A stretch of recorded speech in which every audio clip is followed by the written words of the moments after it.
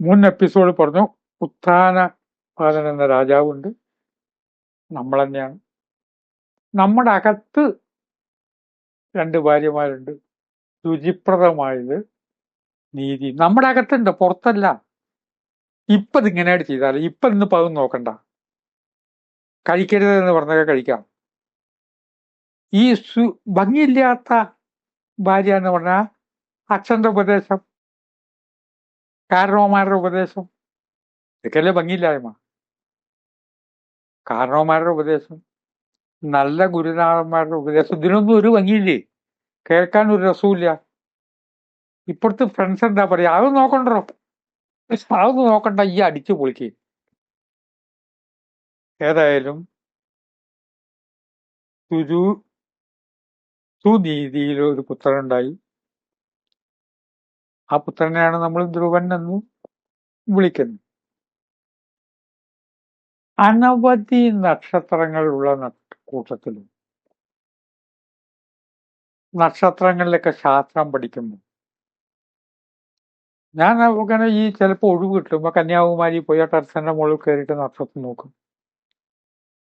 കാനങ്ങാട് ആനന്ദാശ്രമത്തിൽ ഇടയ്ക്ക് പോയിട്ട് 2 ദിവസം താമസിക്കുമ്പോൾ ഞാൻ ഏകാന്തയിലായിരിക്കും.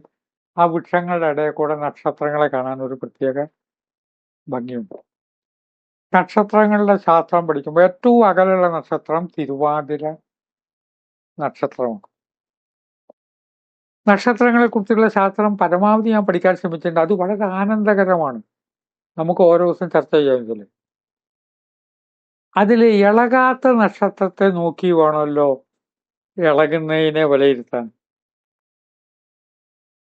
ഏതൊന്നും ഇളകാതെ നിൽക്കുന്നുവോ അതിലേക്ക് നോക്കിയാലാണ് ഇളക്കത്തെ പറ്റി മനസ്സിലാവുക. തീവണ്ടിയിലിരിക്കണം, ഇപ്പുറത്തെ വണ്ടി ഇങ്ങനെ പോവുക, അല്ല നമ്മുടെ വണ്ടിയാണോ പോണത് അതാണോ സംശയം. ആ വണ്ടിയാണോ പോണത് നമ്മുടെ ഇളകുന്നത് നോക്കുമ്പോൾ നമ്മൾ ഇളകും, നമ്മുടെ വണ്ടി ഇളകിയോ. ഇളകുന്നത് നോക്കുമ്പോൾ നമ്മൾ ഇളകുന്നത് സത്യവും ഇളക്കമില്ലായ്മയും അറിയണമെങ്കിൽ ഇളകാത്ത ഇപ്പുറത്തേക്ക് നോക്കണം.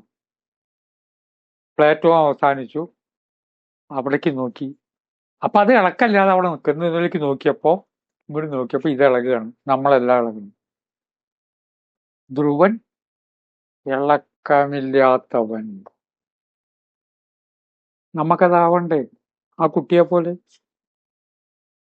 ഇളക്കമില്ലാത്തവനെ നോക്കി വേണ്ടേ നമുക്ക് പഠിക്കാൻ?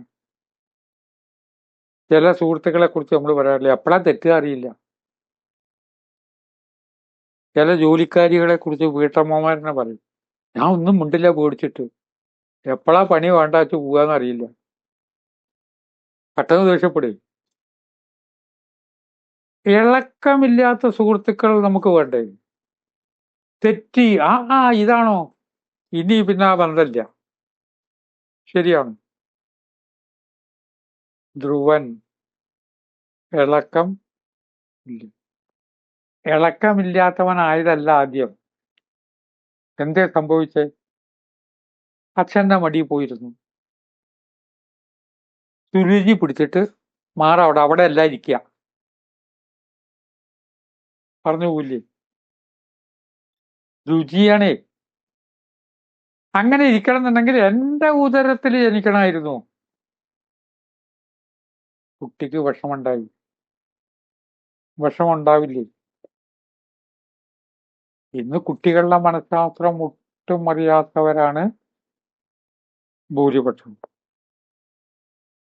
കുട്ടികള് അച്ഛനമ്മമാര് സെപ്പറേറ്റ് ആണെങ്കിൽ കുട്ടി ഒരു കാരണവശാലും അച്ഛനെ പറ്റി നല്ലത് ചിന്തിക്കരുത്.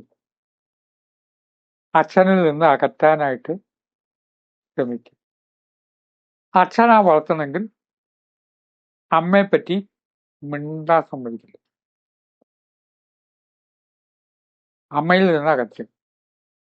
അതുണ്ടാക്കുന്ന ഡിസ്ലൊക്കേഷൻ വലിയൊരു വിഷയമാണ്. കേരളത്തിലെ വലിയ ഒരു സെലിബ്രിറ്റി പ്രശസ്തൻ എന്നോട് പറയാണ്, സെപ്പറേറ്റ് ആണ്, പതിവ് പോലെ സെലിബ്രിറ്റി ആവുമ്പോൾ അവർക്ക് എന്തും ആവാമല്ലോ. ഇപ്പോ അമ്മയെ പറ്റി പറഞ്ഞപ്പോ വലിയൊരു താല്പര്യം. ആ സ്ത്രീ എന്ന് പറഞ്ഞു. പറയേണ്ടി വന്നു. പാവട്ടോ, ഇയാളിങ്ങനെ ആക്കി തീർത്ത. ഒരു കുറ്റവും സുനീതി പറഞ്ഞില്ല. മോനെ, എല്ലാ ദുഃഖത്തിനും നമുക്ക് സമാപ്തി ഉണ്ടാക്കാം, ഓൾക്ക് വേണമെന്ന് കൊടുക്കാം, ഒന്നും പറഞ്ഞില്ല. പ്രതികാരം ചെയ്യാം, ഒന്നും പറഞ്ഞില്ല. ഗുരുപദേശം തേടി നാരദ മഹർഷി അടുത്തെത്തി. എത്ര നല്ല കാര്യമാണ്. എന്താ ഗുരുപദേശം എന്ന് പറഞ്ഞാൽ? നാരദ മഹർഷി പറഞ്ഞ പുത്രേഷണ, വിത്തേഷണ, ലോകേഷണ, അതിനെയൊക്കെ ആ 3 ഏഷണാത്രയങ്ങളൊക്കെ അതിജീവിച്ച വ്യക്തിയാണ്. ഗുരുനാഥന്റെ അടുത്തെത്തണം. ഇവിടെ ഗുരു എന്ന് പറഞ്ഞാൽ താടി വെച്ചൊരു ഗുരു പരിപാടിയില്ല. സൽഗ്രന്ഥങ്ങള്, അതിൽ പറഞ്ഞ വാചകങ്ങൾ, വരികള്, ആ ഗുരു എന്ത് ചെയ്തറിയോ? ഗുരു ഈശ്വരനിലെത്തിക്കും. മാതാപിതാ ഗുരു ദൈവം എന്ന് പറഞ്ഞാൽ ഗുരു ഈശ്വരനിലെത്തിക്കും. വിഷ്ണുവിനെ മെഡിറ്റേറ്റ് ചെയ്യാൻ പറഞ്ഞു.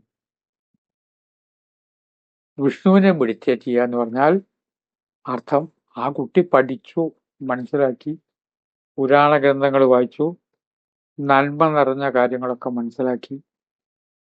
അതൊക്കെ മനസ്സിലാക്കിയപ്പോ എന്തായി? ഇതിന്റെ അർത്ഥമില്ലായ്മയോട് മനസ്സിലാക്കി. ജ്ഞാനിയായി. ഇളക്കമില്ല. ഇതൊന്നും സ്ഥായി അല്ല എന്നുള്ളത് ആദ്യം നല്ലപോലെ പഠിച്ചു വെച്ചോനോ.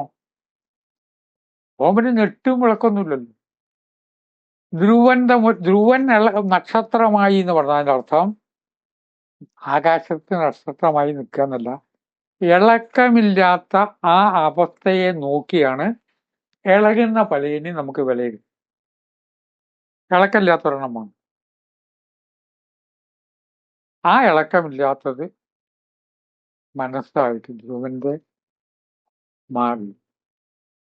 ആ ധ്രുവഭാവം എത്ര മനോഹരമാണ് നമ്മളൊന്ന് ആലോചിക്കും. നമുക്ക് ധ്രുവനാവാനായിട്ട് പറ്റിക്കൊള്ളണമെന്നില്ല, പക്ഷേ കുറെയൊക്കെ നമുക്ക് സ്വാധീനിക്കാമല്ലോ. ഈ ആശയങ്ങൾ കുറെയൊക്കെ സ്വാധീനിക്കാം. ഒട്ടും യോഗ വിഷയങ്ങളൊന്നും പഠിക്കില്ല, പരീക്ഷയ്ക്ക് ഇതല്ല ചോദിക്കുക.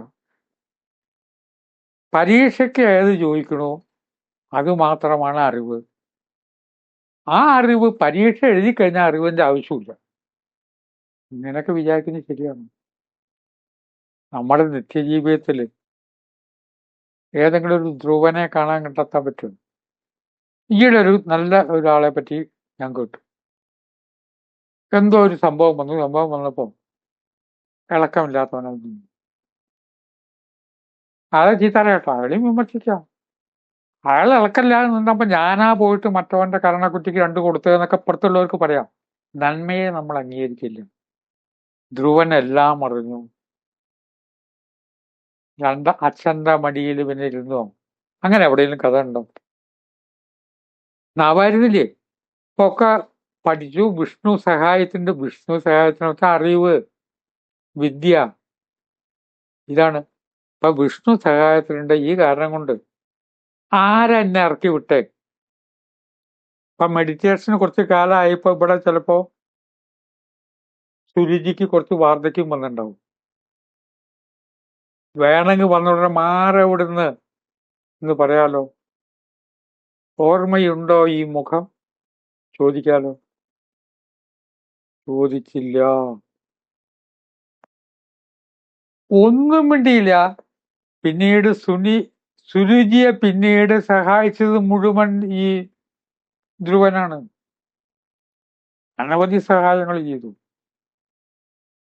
അനവധി ഗുണപാഠങ്ങൾ നമുക്ക് ഈ കാര്യങ്ങളിൽ നിന്ന് കിട്ടാൻ. ഭാഗവത പാരായണൊക്കെ ആകുമ്പോ പല ഗുരുക്കന്മാരും എന്നോട് പറഞ്ഞിട്ട് വായിച്ചു തീരണ്ടേ എന്ന് പറയുമ്പോ ഞാൻ പറയും, വായിച്ചു തീർന്നില്ലെങ്കിലും വേണ്ടില്ല എന്നുള്ള അഭിപ്രായം എനിക്ക് സ്വകാര്യമുണ്ട്. ഇതിന്റെ എന്താ നിങ്ങളുടെ ജീവിതത്തിലെ അർത്ഥം? അപ്പൊ നിങ്ങളിപ്പോ ജീവിതത്തിൽ ആരാണ്? നമ്മുടെ കാര്യമാണല്ലോ. ഈ കാര്യങ്ങളെ കുറിച്ച് ആലോചിക്കുന്നത് നല്ലതല്ലേ എന്ന് ചിന്തയ്ക്ക് വിട്ട് വാക്കുകൾ സംഭരിക്കുന്നു. നമസ്കാരം.